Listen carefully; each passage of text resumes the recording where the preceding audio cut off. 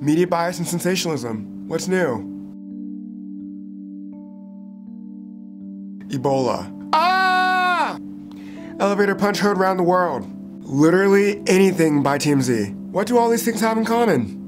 They're sensationalistic. We pay attention to them for a hot second and then the world forgets about them. It draws internet users and TV watchers like flies to the metaphorical pile of shit that is the mass media. Ebola swept the nation for a few months from the end of the summer to the middle of October, and the big question on everyone's mind was whether or not you would be next in line to get it. However, the original outbreak was recorded on March 19th and marked a horrible period for West Africa, and yet garnered little to no attention in the US media. It wasn't until the first person in the US was diagnosed with Ebola, Thomas Eric Duncan, on September 30th, that media attention started to grow.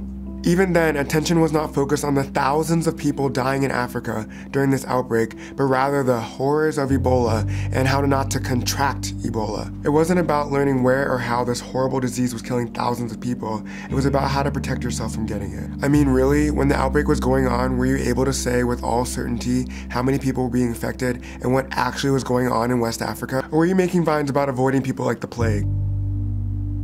Even if you don't vine, I'm probably going with the second one. Then, when there seemed to be no more cases of Ebola in America, it was dropped entirely. We, the people, just stopped caring. But did you know that after November 17, 2014, there were still 15,353 cases reported in West Africa? As reported on February 7, 2015, there were 22,828 cases of Ebola. There have been 7,475 reported cases of Ebola since the last person died of Ebola in America. Yet no one seems to care about it at all in America. Why? Because it's not affecting Americans, and therefore it doesn't seem like it deserves our attention anymore. There have been 3,362 deaths in that time span. 3,362 people have died. And that's American sensationalism for you. 1 minute life matters, the next is not fit to print.